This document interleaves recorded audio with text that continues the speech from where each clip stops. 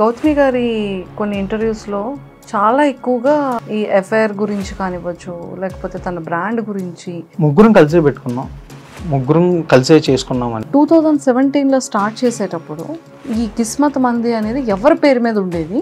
నా పేరు మీదను గౌతమి గారి పేరు మీద. ముగ్గురం ఈక్వల్గా మంచిగా కష్టపడ్డాము, సక్సెస్ అయ్యాము. దాని తర్వాత ఫ్రాంచైజీస్ ఇచ్చాము. Love marriage, arrange marriage? Arrange marriage. ఒకరోజు గట్టిగా అడిగితే ఓపెన్ అయిపోయింది. అవును, నాకు అఫేర్ ఉంది. గత 1 వీక్ నుంచి స్టార్ట్ చేసిందండి. 1 వీక్ నుంచి నీ మీద ఆ కేసు పెడతా, ఈ కేసు పెడతాను, నిన్ను నా మీద బ్లాక్మెయిల్ చేసావు, నువ్వు పెళ్ళైన తర్వాత ఎవరితో అఫేర్స్ పెట్టుకోలేదా అని నన్ను ప్రొవోక్ చేస్తుంది. నువ్వు ఎఫ్ఐఆర్ పెట్టుకుంది నాకు చాలా లింక్డ్ అయిన పర్సన్ తోటి, తను ఇంటికి రావట్లేదు, నువ్వు రా, ఇలా మాట్లాడడము, తను వేరే చోటుకి వెళ్ళాడు, నువ్వు ఇక్కడికి వచ్చేసి ఇలా. ఇది చూస్తే ఏ మగాడు తట్టుకోలేడు కదండి. ఎవరైనా మీకు ఇన్ఫ్లుయెన్స్ చేస్తున్నారు ఇలా చెప్పమని? ఇప్పుడు ఇన్ఫ్లుయెన్స్ చేసే వాళ్ళు అయితే డే 1 రావచ్చు కదా. నేను కూడా డే 1 వచ్చే స్కోప్ నాకు ఉందా లేదా మీరు చెప్పండి. అంటే అప్పుడు రాకుండా ఇప్పుడు మీడియా ఇప్పుడు ఎందుకు వచ్చానంటే, నన్ను వారం నుంచి hi viewers, welcome to I dream. Gautami గారి కొన్ని ఇంటర్వ్యూస్లో చాలా ఎక్కువగా ఈ ఎఫ్ఐఆర్ గురించి కానివ్వచ్చు, లేకపోతే తన బ్రాండ్ గురించి అండ్ వాళ్ళ హస్బెండ్ గురించి చాలా విషయాలు మనం విన్నాం. అండ్ లైవ్లో కూడా వాళ్ళ డిస్కషన్స్ కొన్ని ఛానల్లో చూడడం జరిగింది. కాకపోతే ఏంటి అంటే, తను ఒక నేమ్ మెన్షన్ చేసి మేము ముగ్గురం కలిసి గిస్మత్ని స్టార్ట్ చేశాము, ఒక బ్రాండ్ని. సో మేము ముగ్గురం ఫ్రెండ్స్ బిఫోర్ మ్యారేజ్ నుంచి కలిసి బిజినెస్ స్టార్ట్ చేసిన తర్వాత అంతా బాగానే ఉండింది. అలాంటిది అండ్ గౌతమ్ అండ్ మహేష్ కూడా, వీళ్ళిద్దరు కూడా బెస్ట్ ఫ్రెండ్స్ అయ్యి ఉండి, సింధు ఈ గౌతమ్ వాళ్ళ వైఫ్ మా హస్బెండ్ మహేష్తో ఇలా ఎఫ్ఐఆర్ పెట్టుకుంది అని చెప్పేసి ఒక ఆడియో కూడా ఆవిడ బయటకు రిలీజ్ చేయడం జరిగింది. రిలీజ్ అయిన తర్వాత అందరూ చూశారు, అంతా అయిపోయింది, చాలా ఇష్యూస్ అయింది, కామ్గా అంతా గోయింగ్ ఆన్, అంతా క్లియర్ అయిపోతుంది అన్న టైంలో వీళ్ళ ఫ్రెండ్ దాంట్లోనే గౌతమ్ అనే పర్సన్ మళ్ళీ మన మీడియాని అప్రోచ్ అవ్వడం జరిగింది. ఎందుకు అప్రోచ్ అయ్యారంటే, నా వైఫ్ ఇప్పుడు నా మీద ఇన్ని డేస్ ఆగి మ్యూచువల్గా ఇంకా విడిపోదాము అని మాట్లాడుకున్న తర్వాత, అన్నీ ఓకే అని అయిపోయిన తర్వాత, ఫ్యామిలీస్లో పంచాయతీలు కూడా క్లోజ్ అయిన తర్వాత, ఈ ఒక 1 వీక్ నుంచి నాకు బ్లాక్మెయిల్ చేస్తూ నా మీద తప్పుడు కేసెస్ పెడతానని చెప్పి రివర్స్ అవ్వడం స్టార్ట్ అయిందండి. 1 వీక్ నుంచి నేను ఆ హెరాస్మెంట్ తట్టుకోలేకపోతున్నాను, నేను సూసైడ్ అటెంప్ట్ చేసుకొని, ఇంకా ఇది నా లాస్ట్ చెప్పేసి నేను ఇంకా సూసైడ్ అటెంప్ట్ చేసుకుందాం అని చెప్పి నేను మిమ్మల్ని అప్రోచ్ అవ్వడం జరిగింది అని చెప్పి కాల్ చేయడం జరిగింది. అసలు దానికి సూసైడ్ ఎందుకు బ్రో, అసలు ఏంటి ప్రాబ్లం ఏంటి అని చెప్పి నేను కొన్ని ఇంటరాక్షన్ అయిన తర్వాత కొన్ని విషయాలు మాట్లాడడం జరిగింది. ఒక్కసారి గౌతమ్ కూడా ఈరోజు స్టూడియోకి వచ్చారు కాబట్టి తనతో మాట్లాడి అసలు ఎందుకు జరిగింది, ఇలాంటి డెసిషన్ ఎందుకు తీసుకోవాల్సి వస్తుంది అనేది అతనితో క్లియర్గా తెలుసుకుందాం. హలో గౌతమ్ గారు. Hi ma'am. హాయ్. చెప్పండి, ఫస్ట్ వీటన్ని ఈ ఇష్యూ కన్నా ముందు ఏం చదువుకున్నారు, మీ ఫ్యామిలీ బ్యాక్గ్రౌండ్ ఏంటి, ఎక్కడి నుంచి హైదరాబాద్ ఎలా వచ్చారు, ఏ పర్పస్లో వచ్చారు? ఫస్ట్గా నా పేరు మువ్వా గౌతమ్ మ్యామ్. ఎవరు తెలియదు, నేను నార్మల్ కామన్ మ్యాన్. నేను RVRNJC కాలేజ్లో, గుంటూరు RVRNJC కాలేజ్లో బీటెక్ సివిల్ ఇంజనీరింగ్ చేశాను మ్యామ్. నా స్టడీ అయిపోయిన తర్వాత నేను బెంగళూరులో 1.5 years సివిల్ ఇంజనీరింగ్లో జాబ్ చేశాను. ఆ తర్వాత మేము కాలేజ్లో నేను గౌతమి అన్న, మహేష్ ముగ్గురం ఫ్రెండ్స్ మ్యామ్ కాలేజ్ నుంచి. మేము ముగ్గురం కలిసి జిస్మత్ అనేది ఒక రెస్టారెంట్ పెట్టుకుందామని వచ్చి గుంటూరులో, మాకు అక్కడ గుంటూరులో చదువుకున్నాము, అక్కడే స్టార్ట్ చేయాలనిపించి గుంటూరులో రెస్టారెంట్ పెట్టాము. అండ్ దాని ముందర మా ఫ్యామిలీ బ్యాక్గ్రౌండ్ వచ్చేసరికి మా ఫాదర్ ఫార్మర్ అండి. నేను చిన్నప్పటి నుంచి మా నాన్న వ్యవసాయం చేస్తారు. నేను 10th class వరకు ఇంట్లోనే ఉండి చదువుకున్నా. ఆ తర్వాత ఇంటర్ తెనాల్లో చదువుకున్నా, తర్వాత బీటెక్ గుంటూరులో చదువుకున్నాను. ఆయన పొలం చేస్తానే మెల్లమెల్లగా చదివించుకొని బిలో మిడిల్ క్లాస్ ఫ్యామిలీ మాది. దాని తర్వాత రెస్టారెంట్ పెట్టుకున్నాము. మా ముగ్గురం బాగా కష్టపడ్డాము, ముగ్గురం ఈక్వల్గా మంచిగా కష్టపడ్డాము, సక్సెస్ అయ్యాము. దాని తర్వాత ఫ్రాంచైజీస్ ఇచ్చాము.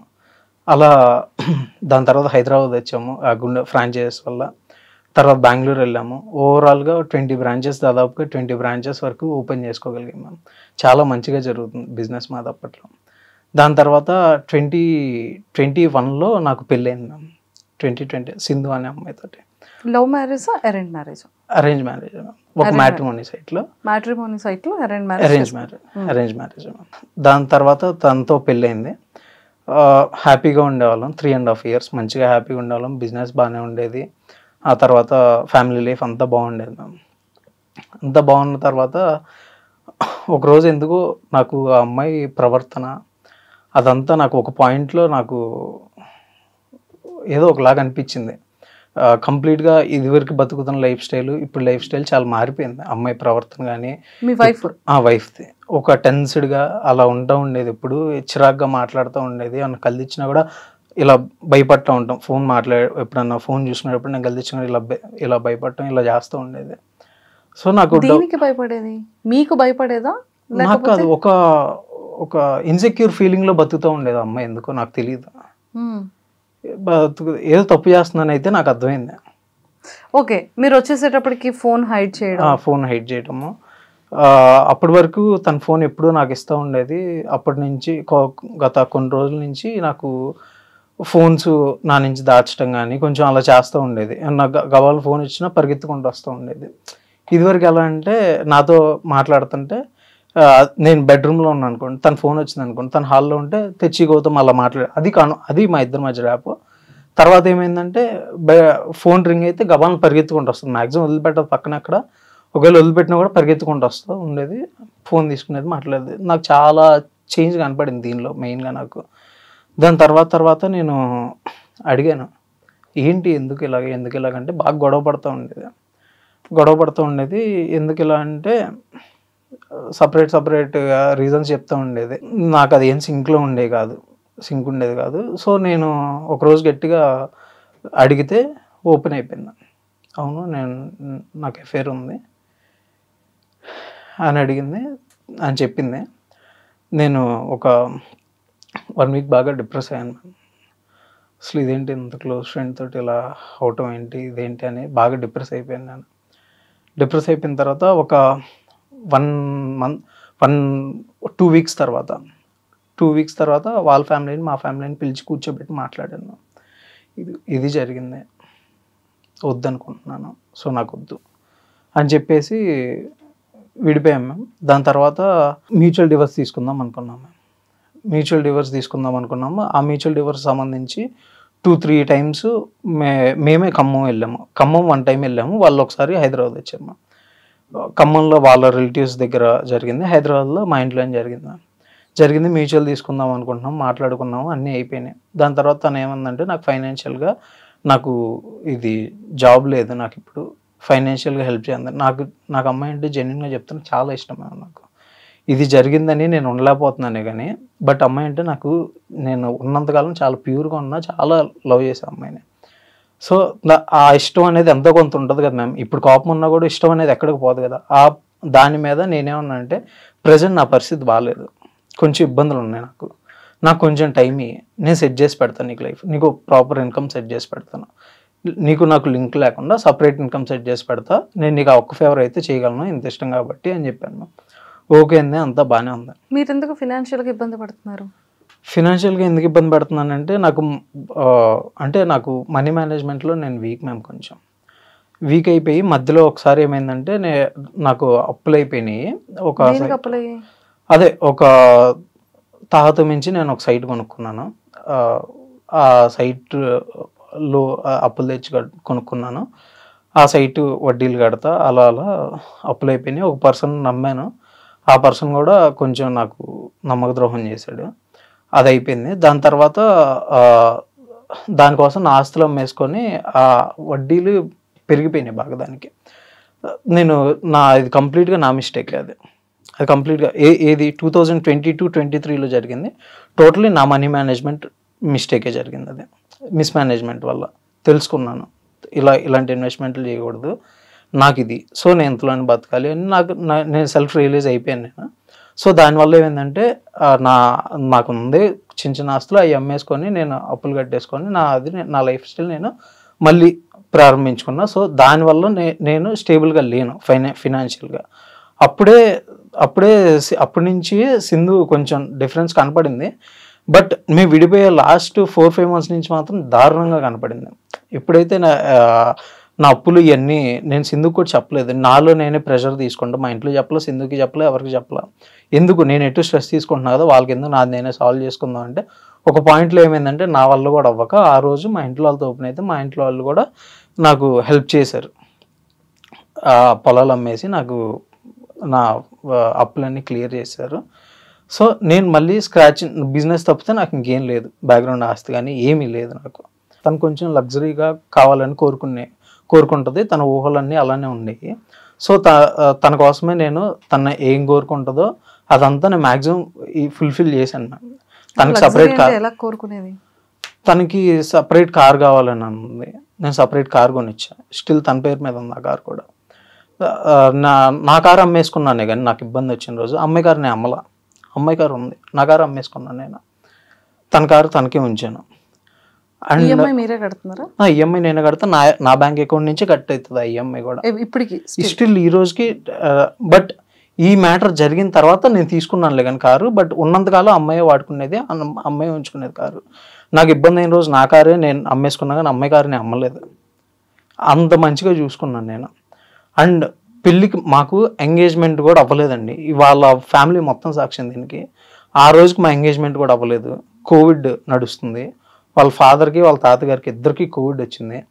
నేను ఆ అమ్మాయిని ఆ కోవిడ్లో వాళ్ళ ఫాదర్ని నేను కారులో ఎక్కించుకొని నేను హైదరాబాద్ తీసుకొచ్చి హైదరాబాద్లో ఒక డాక్టర్ ద్వారా నేను ఇంట్లో పెట్టుకొని నేను ట్రీట్మెంట్ చేయించాను. నేను ఎంగేజ్మెంట్ కూడా అవ్వాల ఆ రోజుకి. నేను అప్పటికి తనతో ఎమోషనల్గా బాండ్ అయ్యా, చాలా కాన్వర్జేషన్. బట్ మాకు 4-5 months అయింది. ఆ డెప్త్కి వెళ్ళాము. అప్పుడు నేను అంత బాగా చూసుకున్నాను. నాకు ఏది ఎంగేజ్మెంట్ అవ్వక ముందులో అప్పుడు నేను ఏం ఆశించి చూసుకోలేదు కదండి. ఏ ప్రూఫ్ కూడా లేదు కదా. వాళ్ళు నాకు పెళ్ళి అవుతుందని మాటలు అనుకున్నాం కానీ అసలు అమ్మాయి నాకు వైఫ్ అవుతుంది అని లీగల్గా ఏం లేదు కదా. సో నేను అప్పటికే మంచిగానే చూసుకున్నాను. నేను అమ్మాయిని ఎంత ఇష్టపడ్డానో చెప్పడానికి అదొక రీజన్. వాళ్ళ తాతగారు హాస్పిటల్లో ఉండే, నేను సింధు సపరేట్గా ఆ హాస్పిటల్ పక్కన రూమ్ తీసుకొని ఖమ్మంలో నాకు స్టిల్ అప్పటికే ఎంగేజ్మెంట్ అవ్వాలి. సపరేట్గా రూమ్ తీసుకొని వాళ్ళ తాతగారిని డే అండ్ నైట్ తీసుకెళ్ళి వాళ్ళ తాతగారి టాయిలెట్ కానీ అన్ని నీట్గా దగ్గర నుండి చూసుకున్నాను. నేను అంత మంచిగా చూసుకున్న అమ్మాయిని కానీ వాళ్ళ ఫ్యామిలీని కానీ. నేను అంత మంచిగా చూసుకుంటే అమ్మాయి ఈరోజు రివర్స్లో గత 1 week నుంచి స్టార్ట్ చేసిందండి. 1 week నుంచి నీ మీద ఆ కేసు పెడతా, ఈ కేసు పెడతాను, నిన్ను నా మీద బ్లాక్మెయిల్ చేసావు, నువ్వు నన్ను బ్లాక్మెయిల్ చేస్తున్నావు. ఏమని బ్లాక్మెయిల్ చేస్తానండి? నేను మ్యూచువల్గా వాళ్ళ లాయర్కే నేను 15,000 వేసాను. వాళ్ళ లాయర్కే వేసాను. వాళ్ళే ఏమన్నారు, 15,000 ఏమన్నాను వేసాను. సో నేను మ్యూచువల్ డైవర్స్ తీసుకోవడానికి అంత ఇష్టంగా ఉన్నాను. నేనేం బెదిరిస్తాను అమ్మాయిని? నేనేం బెదిరించట్లే అమ్మాయిని. అలాగా కేసు పెడతా ఉంటుంది. అండ్ నా ఫోన్ ట్యాప్ చేసావు అంటుంది.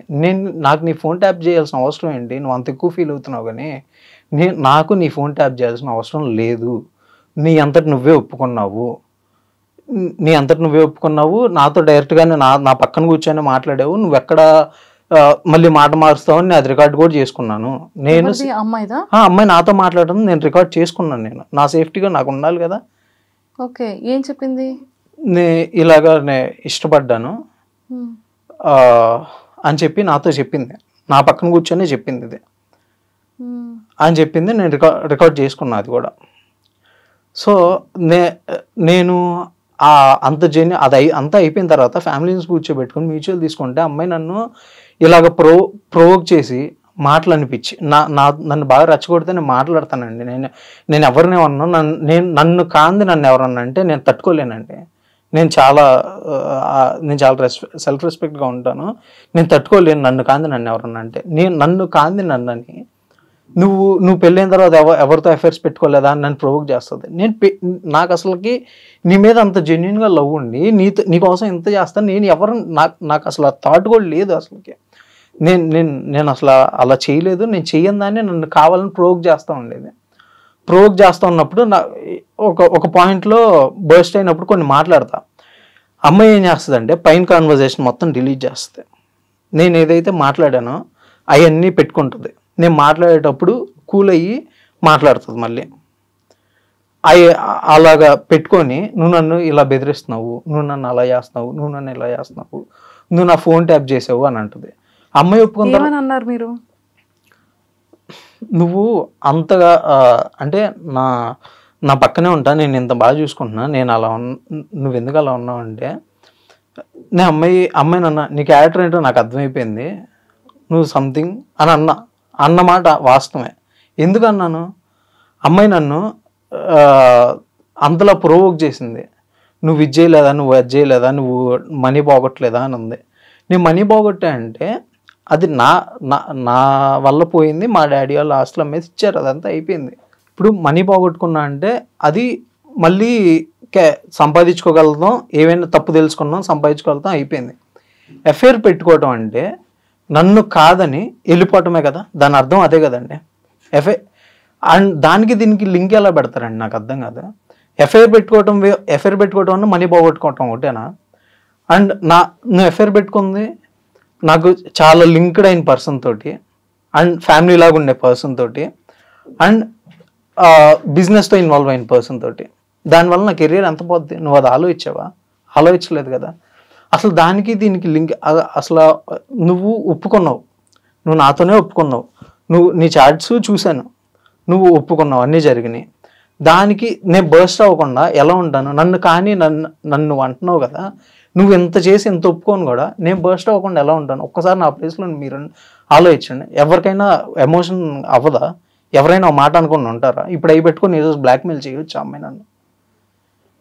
అంతే. చాటింగ్ ఏం చూసారు మీరు? చాటింగ్ ఏం చూసా అంటే వాళ్ళిద్దరు మాట్లాడుకున్న కాన్వర్జేషన్ చూసానండి. తప్పుగా ఏమైనా ఉన్నాయా? ఏం లేదు, తిని పిలవటం అవన్నీ ఉన్నాయండి.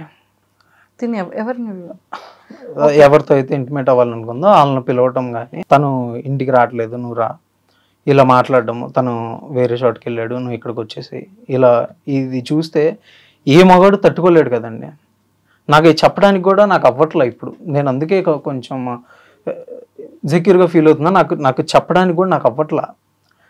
అలాంటి కాన్వర్జేషన్ ఒక మగాడు అనేవాడు చూస్తే ఎలా ఫీల్ అవుతాడు? మగాడనే కాదు, ఒకవేళ ఒక ఆడపిల్ల వాళ్ళ హస్బెండ్ని చూసినా తట్టుకోలేదు కదా. అంత డీప్గా ఉండి ఒకరికొకరు ఉండి నేను అంత బాగా చూసుకుంటా ఉంటే నేను నీకేం తక్కువ చేశాను? నేను మంచిగానే ఉన్నా కదా. కాకపోతే నేను చేసిన స్ట్రగుల్ వల్ల, నేను చేసిన మనీ మేనేజ్మెంట్ మిస్టేక్ వల్ల మనకి ఎక్కడున్నా అక్కడే ఉన్నాం, కిందకి ఉన్నాం. కాకపోతే ఎనమాలు ఉన్నాయి, పోయినాయి, అంతే కదా. బిజినెస్ అలానే ఉంది, ఇన్కమ్ అలానే ఉంది, అంతా బాగానే ఉంది కదా. నీకు లగ్జరీ కూడా ఏం తగ్గలేదుగా, నీ కారు కూడా ఎక్కడ బాగాలేదుగా, నా కారే అమ్ముకున్నా, నీ కారు అమ్మలేదుగా. నువ్వు నన్ను ఇంత మోసం చేయాల్సిన అవసరం ఏంటి? ఇవన్నీ చేసి కూడా నేను మ్యూచువల్గా ఒప్పుకొని నీతో అసలు నాకు ఈ పెంట వద్దు, వదిలేసుకుందాము, నాకు ఫ్రీగా ఉండాలి అని నేను ఇది అయిపోయిన తర్వాత నేను ఎంత గోత్రు అయ్యానో నాకు తెలుసు, మా ఫ్యామిలీకి తెలుసు, మా అక్కకి తెలుసు, అందరికీ తెలుసు. వాళ్ళు నన్ను ప్రతిరోజు నేను హాఫ్ అన్ అవర్లో ఒక్కసారి ఫోన్ ఎత్తకపోయినా వాళ్ళు టెన్షన్ పడిపోతారండి. మా ఇంట్లో సీసీ కెమెరా వాళ్ళే పెట్టించుకొని నేనేం చేస్తున్నాను వాళ్ళే చూసుకుంటున్నారు. వాళ్ళంత డిప్రెస్ అవుతున్నారు మా ఇంట్లో వాళ్ళు. నన్ను చూసుకున్న నా శ్రేయోభిలాషులు వీళ్ళందరూ నా టైం టు టైం నువ్వేం చేస్తున్నావు గౌతమ్, నువ్వు ఎక్కడ ఉన్నావు, అందరూ నన్ను నా గురించి ఇంత భయపడుతున్నారు. నేను ఇంత గోత్రు అవుతున్నా, నువ్వు ఇంత గోత్రు అవుతున్నాండి, ఇంకా నువ్వు బెదిరియటం నీకు ఎంతవరకు కరెక్ట్? ఏమని బెదిరిస్తున్నారు ఆవిడ? నువ్వు నన్ను బ్లాక్మెయిల్ చేస్తున్నావు, నువ్వు నా ఫోన్ ట్యాపింగ్ చేసావు, నువ్వు నీ మీద నేను రాంగ్ కేసెస్ పెడతాను, ఇలానే బెదిరిస్తుందండి. రాంగ్ కేసెస్ పెడితే డిపార్ట్మెంట్ వాళ్ళు కానీ లా ప్రకారంగా తీసేసుకుంటారా?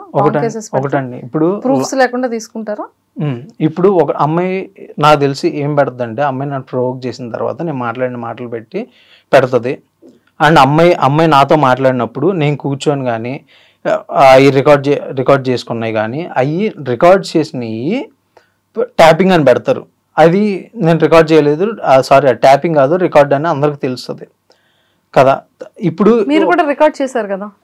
రికార్డ్ చేస్తే తప్పేంటి? ఇప్పుడు అమ్మాయి మాట మార్చొచ్చు కదా. అదే అందుకని మీ దగ్గర కూడా ప్రూఫ్లు ఉన్నాయి కదా. ఇంకా మీ అమ్మాయి రాంగ్ గా పెట్టడానికి అక్కడ సోర్స్ లేకుండా మీ దగ్గర మీ ప్రూఫ్లు మీకు ఉన్నాయి కదా. ఇప్పుడు ఎఫ్ఐఆర్ పెట్టుకున్నాను అని యాక్సెప్ట్ చేసిన రికార్డ్ మీ దగ్గర ఉంది కదా. ఇంకంతకన్నా పెద్ద ప్రూఫ్ ఏం కావాలి అమ్మాయి అక్కడ లాక్ అవ్వడానికి? ఇప్పుడు లాలో ఏదైనా అమ్మాయికి ఫేవర్గా ఉంటుందండి. ఫస్ట్ అమ్మాయి అప్రోచ్ అయితే రూల్స్ అన్ని మారిపోయి కదా. ఒకవేళ ఫేవర్గా ఉంటుంది. ఇప్పుడు అమ్మాయి ఏమన్నా కేసు పెట్టినా కూడా నేను ఫైనాన్షియల్గా నాకు ఈరోజు ఇన్కమ్ కూడా ఆగిపోయింది, నాకు ఈరోజు ఇన్కమ్ కూడా ఆగిపోయింది ఆపేస్తున్నారు.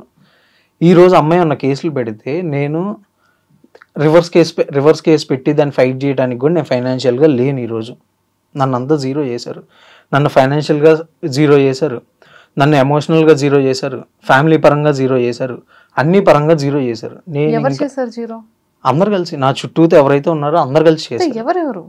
అదే నా ఫ్రెండ్సే అవనండి, నా లైఫ్ పార్ట్నరే అవనండి, ఎవరన్నా అవనండి.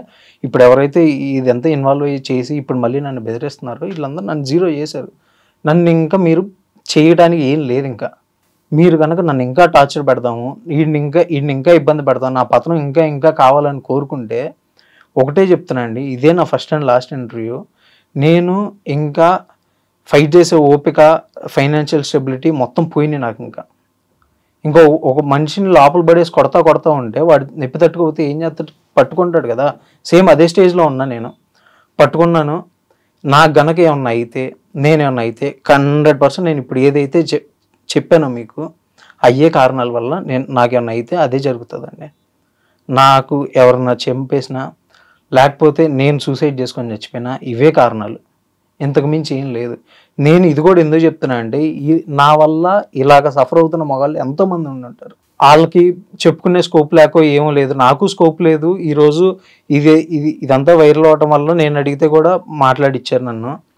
నేను కామన్ పర్సన్గా చెప్తున్నాను, నాలాంటి కామన్ అబ్బాయిలు చాలామంది ఈ ఇష్యూస్లో సఫర్ అవుతూ ఉంటారు లేడీస్ వల్ల.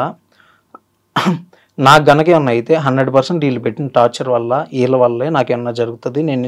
నేను చేసుకున్నా కూడా ప్రతి ఒక్కళ్ళు ఏం కారణం విత్ ప్రూఫ్స్ అన్నీ మా ఇంట్లో వాళ్ళకి, నా శ్రేయభిలాషులకి అందరికి ఇచ్చి నేను చచ్చిపోతానండి.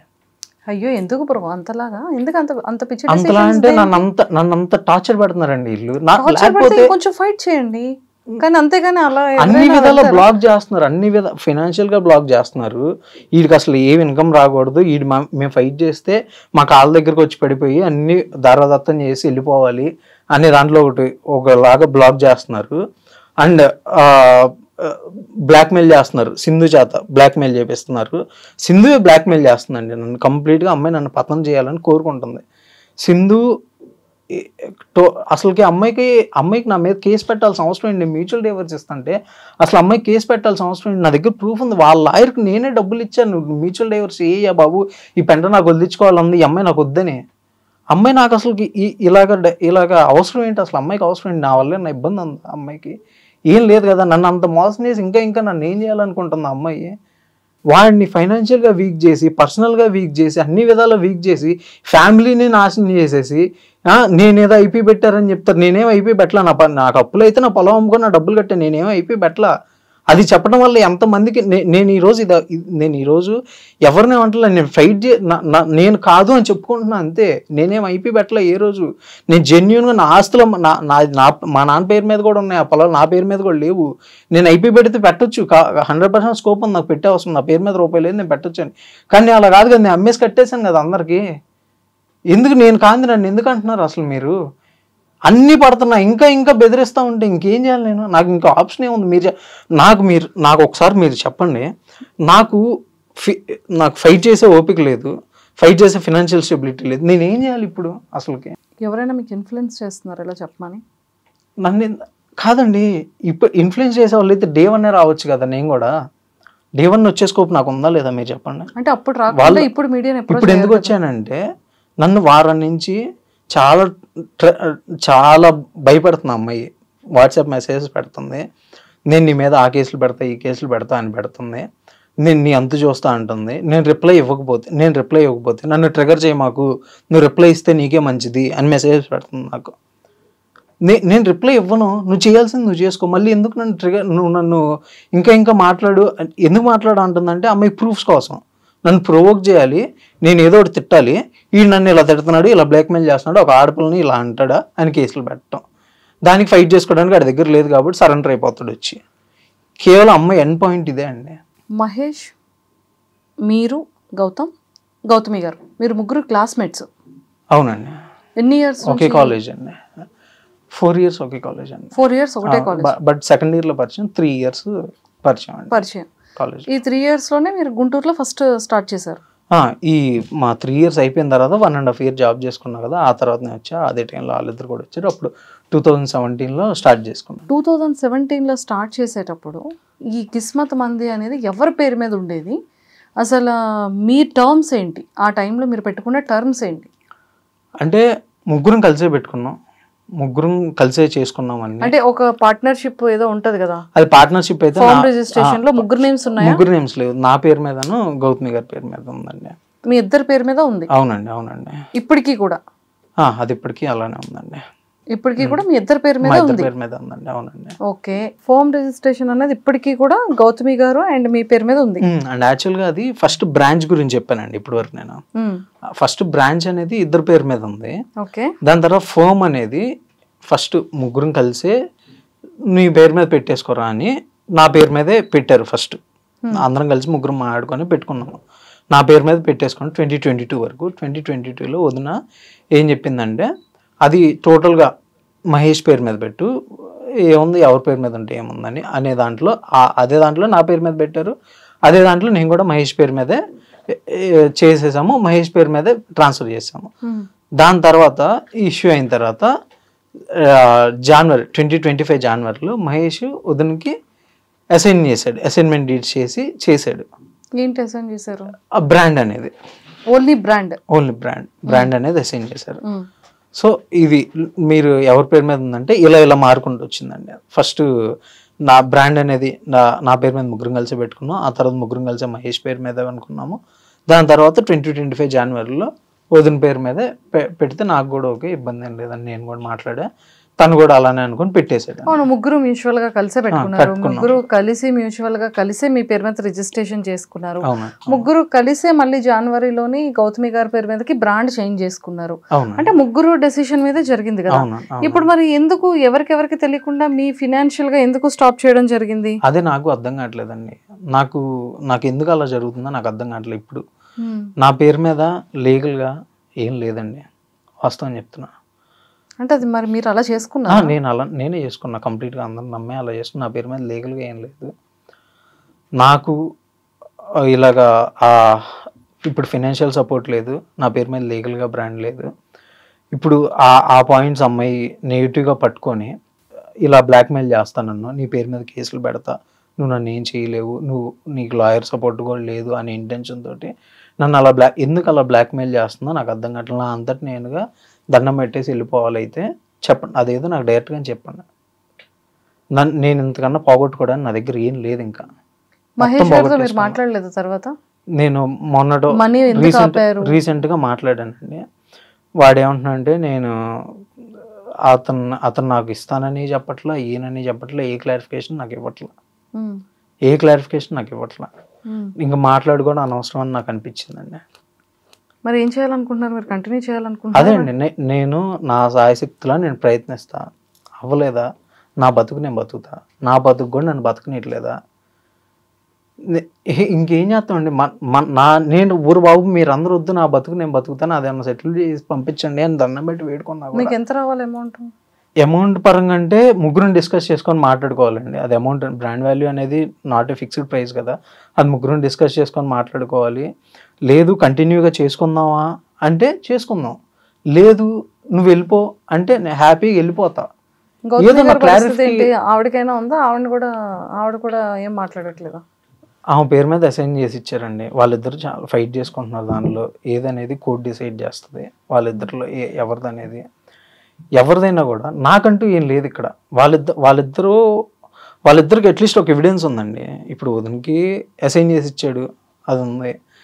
వాడి పేరు మీద ఉన్న సర్టిఫికెట్ ఉంది ఆన్లైన్లో.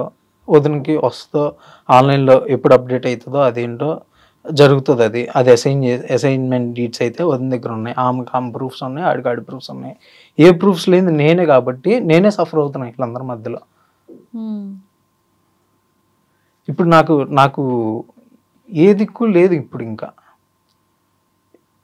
నాకు హెల్ప్ చేయాలని అడుగుదామంటే, లీగల్గా హెల్ప్ చేయాలని అడుగుదామంటే, లీగల్గా నీ పేరు మీద ఏముందని అడుగుతారు. ఏముంది, ఏం లేదు, నేను చేసుకున్నా కదా. అలా బిజినెస్ పరంగా కూడా దెబ్బతీశారు. అయిపోయింది. అసలు మీరు మీ వైఫ్ మహేష్ గారితో ఎఫ్ఐఆర్ పెట్టుకున్నప్పుడు మీరు మహేష్ గారిని కన్సల్ట్ చేశారా? అడిగారా? బెస్ట్ ఫ్రెండ్సే కదా మీరు మహేష్ గారు? అవునండి. క్లాస్మేట్స్ కదా? అవునండి. ఏం చెప్పారు? అందరూ విన్నారు కదా, ఆడియో అందరూ విన్నారు కదా. ఓహో, ఆడియోలో ఉన్న పర్సన్ మీరా? అవునండి. సో ఇంకా తర్వాత ఇంకా డిస్కషన్స్ ఇంకేం దీని గురించి అయితే ఇంకేం డిస్కస్ చేయలేదండి. అండ్ ఇంకో పాయింట్ ఏంటంటే నేను ఒకటి చెప్పాలనుకుంది, నాకు స్టిల్ ఈ రోజు కూడా నాకు ఎవరిని ఇబ్బంది పెట్టాలని లేదు. ఈ రోజుకి నాకు ఇచ్చేస్తే నేను వెళ్ళిపోతా. ఈ రోజుకి ఇవ్వనంటావా, అది నువ్వు నాకు క్లారిటీ ఇచ్చి ఇలా ఇబ్బంది పెట్టద్దు నన్ను, లేదంటావా ఇచ్చేసి okay well and good. Okay, మోసపోయాను అనుకుంటా, సింధు విషయంలో ఎలా మోసపోయాను అనుకుంటా అలానే మోసపోయాను అనుకుంటా, వెల్ అండ్ గుడ్, నేను వెళ్ళిపోతా.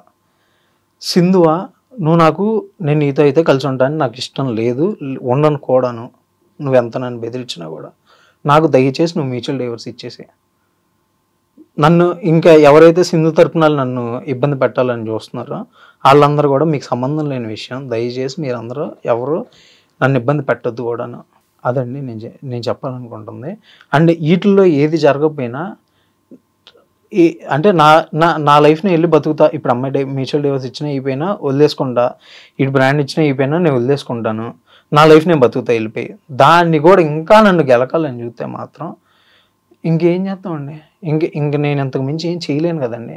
అంతవరకు అలాంటి డెసిషన్ ఏం తీసుకోకండి. ఆల్రెడీ ఇప్పుడు ఇంకా అన్ని లాగేసుకున్న తర్వాత మనిషి దగ్గర ఇంకేముంటాయండి, ఏం ఉండవు కదా. ఫైట్ చేయాలంతే. మీరు ఒకసారి మాట్లాడండి. లేదు అంటే మీరు లీగల్గా మీరు కూడా అప్రోచ్ అవ్వండి, అంతే తప్ప సూసైడ్ ఒకటే దారా బ్రో. అంటే ఇంక అన్ని విధాలా మూసేసి మా ఫ్యామిలీ వాళ్ళు ఆ రకంగా బాధపడుతూ ఉంటే, నేను ఉన్నంతకాలం నన్ను ఇలా టార్చర్ పెడుతూ ఉంటే వాళ్ళు బాధపడక ఏం చేస్తారండి, ఏం చేయలేరు కదా. ఇప్పుడు ఇది అయిపోయిన తర్వాత ఇంక అందరు టార్గెట్ పెడతారు, ఇంక నన్ను పెడతారు. పెట్టండి భరిస్తా ఓ పాయింట్ వద్ద ఆ రోజు చేయాల్సింది చేసుకుంటా. ఇంకా మీరు అంతవరకు డెసిషన్ తీసుకోకండి. మీరు ఇప్పుడైతే వచ్చారు కదా, అసలు మీ పరిస్థితి బాగాలేదు, ఓకే, చాలా డిప్రెస్డ్గా ఉన్నారు, ఓకే, అవన్నీ వదిలేసి ఫస్ట్ మ్యూచువల్గా మీరు ఏదైతే మాట్లాడుకున్నారో ఒకసారి మళ్ళీ మీరు కూర్చోండి, మళ్ళీ మీరు మాట్లాడుకోండి, అది క్లియర్ చేసుకోండి, ఓకే. ఈ సూసైడ్ థాట్స్ అనేది అంతవరకు కూడా మీరు వెళ్ళకండి, అర్థమైందా? సో అసలు ఫస్ట్ ఈ ప్రాబ్లం ఏంటి అనేది, ఇంకా అసలు అమ్మాయి ఎందుకు పెట్టాలనుకుంటుంది ఏంటి ఇంకొకసారి కనుక్కోండి. అడుగుతున్నానండి. నిజంగా తను అలా అనుకుందా, లేకపోతే మీకు ఎవరైనా ఇన్ఫ్లుయెన్స్ చేయడం కానీ, ఎవరైనా పంపించడం కానీ? అమ్మాయి నాతోనే చాట్ చేసింది ఇదంతా. నేను అసలు ఇంతవరకు నన్ను ఎవరు ఇన్ఫ్లుయెన్స్ చేయడానికి ట్రై చేయాల, నన్ను ఎవరు ఇన్ఫ్లుయెన్స్ చేయలేదు. సపోర్ట్ కావాలని మిమ్మల్ని అడిగి మీడియాకి ఏమైనా పంపించడం కానీ? అస్సలు నన్ను ఎవ్వరు చేయలేదు. నాకే తట్టుకోలేక ఈరోజు నేనే కదా మిమ్మల్ని అప్రోచ్ అయ్యింది, నేనే అప్రోచ్ అయ్యాను. ఒక ఫ్రెండ్ ద్వారా మీ నెంబర్ తీసుకొని మిమ్మల్ని అప్రోచ్ అయ్యాను. నాకు మీరు మీ బాధ చెప్పుకోండి అంతే అని చెప్పారు. నా బాధ నేను చెప్పుకున్నాను. మీరు నన్ను నేను చెప్పే నమ్మటం ఏంటని నన్ను అడిగారు. నేను మీకు క్లారిఫికేషన్ ఇచ్చాను దానికి. నేను చెప్పింది కనుక ఒక్కటి తప్పైనా మీ మనసుల మీద మీరు చేతులు వేసుకొని చెప్పుకోండి. నేను చెప్పింది ఒక్కటైనా తప్ప, నేను ఇదంతా మీతో డైరెక్ట్గా ఎప్పుడు మాట్లాడలేదా? మాట్లాడే కదా, మిమ్మల్ని రిక్వెస్ట్ చేసుకున్నాగా, దాదాపు బెగ్గింగే చేసుకున్నా కదా. అయినా కూడా మీరు నాకు ఏ క్లారిఫికేషన్ ఇవ్వకుండా, నాకు ఏం చేయకుండా ఎన్నాళ్ళని పడాలి నేను? ఎందుకు నాకు ఇలాగా? ప్లీజ్ నన్ను ఇంతటితో వదిలేసేయండి. నాకు అసలు వద్దు, నేను వెళ్ళిపోతాను. నేను ప్లీజ్ దయచేసి నన్ను వదిలేసేయండి. ఇదేంటి నేను చెప్పాలనుకుంటున్నా. ఓకే, గౌతమి గారు ఏమైనా మీకు మీడియాలోకి ఏమైనా ఇలాగా? లేదండి. ఆమె గనక చెప్పాలనుకుంటే, నేను ఆమె హెల్ప్ తీసుకోవాలని నేను అనుకుంటే, ఆమె వెళ్ళిన రోజే నేను నీకు సపోర్ట్గా ఉంటాను, నేను కూడా లాభపడతాను, ఇద్దరం కలిస్తే, నీతో కూడా నేను కలిస్తే నాకు పెద్ద స్ట్రెంత్ అయితే ఇద్దరికి అని ఆమె నేను మాట్లాడుకొని నేను వెళ్ళొచ్చు కదండి. నాకు స్ట్రెంత్ లేనండి. నేను స్ట్రెంత్ ఉన్న ఆమెతో పాటు కలిస్తే ఆమెకు న్యాయం జరిగితే 100% నాకు జరిగింది. ఆ రోజే ఆ రోజు ఆమె నన్ను అడగలేదు, నేను వెళ్ళలేదు. అందట్టు ఆమెకు కూడా జస్ట్ ఇంటిమేషన్ చేసి అంతే, నేను ఆమె హెల్ప్ ఏం తీసుకోవాలో ఇలా వెళ్తున్నా అని చెప్పి, అంత మించి ఏం లేదు, అంతే అండి. ఓకే, మీకు కావాల్సింది ఏంటంటే ఎవరితో సంబంధం లేకుండా నేను న్యాయం కూడా మీ మనసుకి ఏ న్యాయం అనిపిస్తే అదే చేయండి, బట్ ఏదో ఒకటి చేయండి, నాకు ఏదో క్లారిఫికేషన్ చేయండి. అంటే ఏం వద్దు, లేదు నీకేం బ్రాండ్ లేదు వెళ్ళిపోరా అని చెప్పు, క్లారిటీ చెప్పేసి వెళ్ళిపోతా.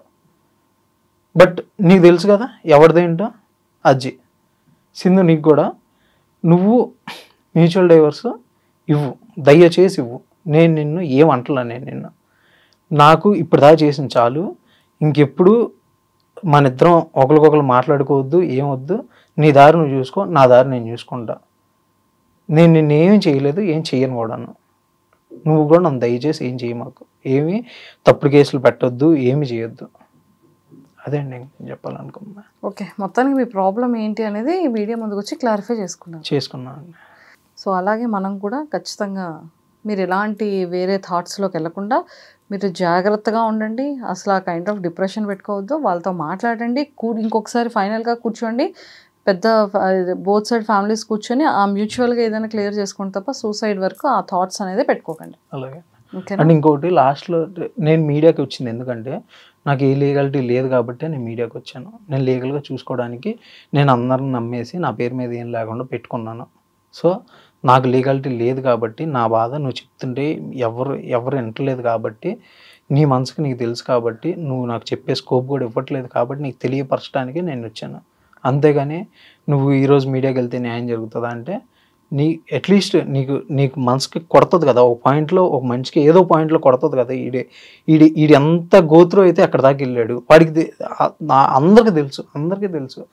నేను అనేవాడిని సోషలైజ్ అవ్వను, నేను అనేవాడిని బయట అనే పాయింట్ అందరికీ తెలుసు. నేను ఇంత హార్ట్ బ్రేకే వచ్చాయంటే వాడు ఎంత సఫర్ అవుతున్నాడు అనేది దయచేసి కొంచెం ఆలోచించుకోండి మీరే. ఇంకా థ్యాంక్స్ అండి నాకు ఈ ప్లాట్ఫామ్ ఇచ్చినందుకు. థ్యాంక్స్. అండ్ మీరు కూడా మంచి వ్యక్తి, మీరు అలాంటి థాట్స్ అనే సైడ్కి వెళ్ళకుండా ఫైట్ చేయండి, ఫ్యామిలీస్ని కూర్చోబెట్టుకొని మ్యూచువల్గా క్లియర్ చేసుకోండి తప్ప సూసైడ్ థాట్స్ అనే దానికి పెట్టుకోకండి. మనిషి చచ్చిపోతే ప్రాబ్లం సొల్యూషన్ అయిపోతుంది అని అనుకోకండి. ఇదంటే పిరికి వాళ్ళు చేసే పని. సో మారల్ సపోర్ట్గా మేము ఇవ్వగలం, అంతవరకు చేయగలం తప్ప మీ ప్లేస్లో కూర్చొని మీ ప్రాబ్లమ్ని మేమైతే తీసుకోలేం కదా. ఇక్కడ చెప్పేటప్పుడు 100 చెప్పడానికి చాలా ఈజీగా ఉంటుంది, కానీ బేర్ చేసేవాడు భరించేవాడికి మాత్రమే నొప్పి తెలుస్తుంది. ఓకే, మా సైడ్ నుంచి రిక్వెస్ట్ ఏంటి అంటే అలాంటి థాట్స్ తెచ్చుకోకండి. ఇంతవరకు ఫైట్ చేశారు కదా, ఇంకొన్నాళ్ళు ఫైట్ చేసి ప్రాబ్లమ్ని షార్ట్అవుట్ చేసుకోండి తప్ప సూసైడ్ వరకు వెళ్ళకండి. ఇది ఒక్కటే మేము చెప్పగలం. మా సైడ్ నుంచి రిక్వెస్ట్ ఇది. అంటే ఇంకో మనిషిని అన్ని విధాలుగా చంపేస్తే ఇంక ఫిజికల్గా కూడా ఉండలేడు కదండి, అంతే. బట్ మీరు చెప్పింది నేను తీసుకుంటా 100%. ఒక సిస్టర్ లాగా, ఒక సొంత చెల్లి చెప్తే ఎలా అర్థం చేసుకుంటారో ఆ రకంగా అర్థం చేసుకోండి. ఇంకెంతకన్నా నేను ఏం చెప్పాలి. ఓకేనా? Thank you so much. And don't forget to subscribe to iDream. And for more videos, please subscribe to iDream. Please subscribe to iDream. Please subscribe iDream. And please subscribe to iDream. For more videos, subscribe to iDream. please like, share and subscribe to the channel. Congratulations, iDream. Subscribe to iDream. Subscribe to iDream. So subscribe to iDream Media. iDream ki iDream team andarki huge congratulations. Please subscribe iDream Media. Please subscribe to iDream. Subscribe iDream. Please subscribe to iDream. iDream అంటే నా కళల channel subscribe చేసుకున్న నోరు తిరుగుతలేదు, మీరైతే గంట గుర్తు కొట్టండి. For more such videos, please subscribe to iDream. Subscribe to iDream. Please subscribe to iDream. Please subscribe iDream Media. Please do subscribe to iDream. Please subscribe to iDream Media. For best entertainment and information, please subscribe iDream.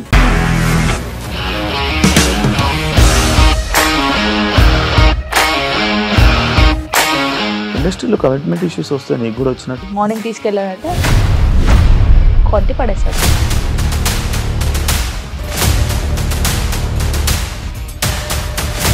ఒక్కళ్ళు కూడా చూడలేదు ఈ cinema అని చెప్పడానికి కూడా చాలా ధైర్యం కావాలి. అది నిజం కదా, దాంట్లో ధైర్యం ఏంటి? ఇది నెక్స్ట్ డే ప్లేట్ మార్చేస్తే తప్పు కదా. As of now, we are comfortable this అని నేను అనుకుంటున్నాను. రష్మిక గారిది మీది ఒకే ఊరంట కదా.